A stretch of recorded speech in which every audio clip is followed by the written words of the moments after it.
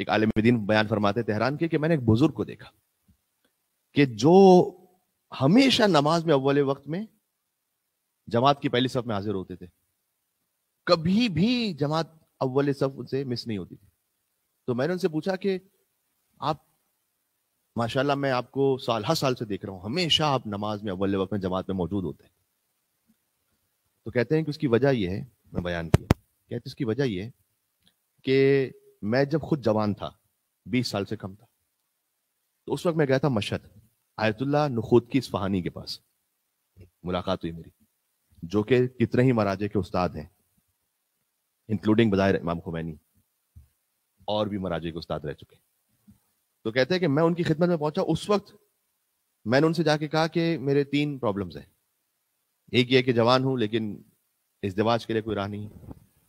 دوسرا یہ کہ جوانی ہی میں حج کرنا چاہتا ہوں، اور تیسرا یہ کہ بے روزگار ہوں، کوئی بظاہر روزگار کے آثار نہیں. تو کوئی ایک ایسا کیپسول ہو جائے کہ جس میں یہ تینوں وائٹامنس مل جائے. 3 الگ الگ عمل نہ بتائیں، ایک ہی عمل بتائیں. انہوں نے جواب دیا کہ اگر تم مجھ سے وعدہ کرو کہ زندگی بھر، سوائے اس کے کہ ظاہر سی بات ہے خود بخود اس میں سمجھ میں آنے والی بات ہے کہ کوئی الگ سے ایمرجنسی ہو جائے تو بات الگ ہے، ورنہ زندگی بھر تم نماز کو اول وقت میں جماعت کے ساتھ انجام دو گے تو میں تم سے وعدہ کرتا ہوں امام زمان علیہ السلام کے ایک خادم ہونے کی حیثیت سے کہ یہ جو تینوں چیزیں تم مانگ رہے ہو جوانی میں تمہیں مل جائیں گی. کہتے ہیں میں نے ان سے وعدہ کیا یہ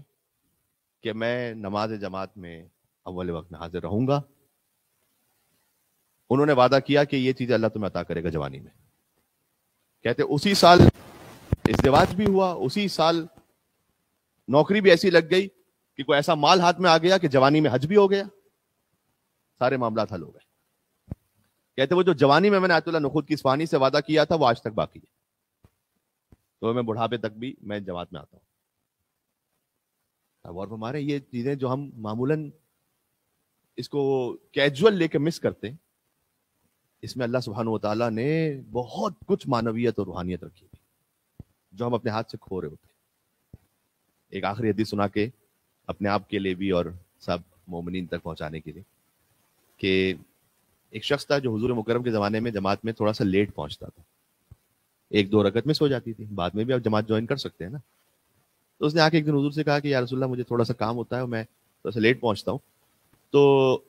میں صدقہ دینے کو تیار ہوں اس کے کمپنسیشن کے لیے، جو 1 رکعت 2 رکعت مجھ سے مس ہوتی ہے، تو میں بتائیے اللہ تعالیٰ نے مجھے بہت دیا ہے، 500 درہم، 1000 درہم، 2000 درہم میں دوں گا، مجھے بتلائیے کہ کیا بنے گا اس کا کمپنسیشن. حضور نے کہا یہ سامنے جو پہاڑ دیکھ رہے ہو کوہ ابو قبیس کے برابر، باب السلام کے سامنے جو ہے مکہ میں جو بہت بڑا پہاڑ، یہ کوہ ابو قبیس ہے نا، اس کے برابر بھی ہر رکعت کے بدلے میں سونا اور چاندی زکات میں دو، صدقے میں دو، تو کمپنسیشن نہیں ہے اس 1 رکعت کا جو جماعت سے مس کی تھی، کمپنسیشن نہیں. تو اللہ سبحانہ و تعالیٰ انشاءاللہ ان باتوں کے لیے اہتمام کرنے کی ہمیں توفیق نصیب فرمائے.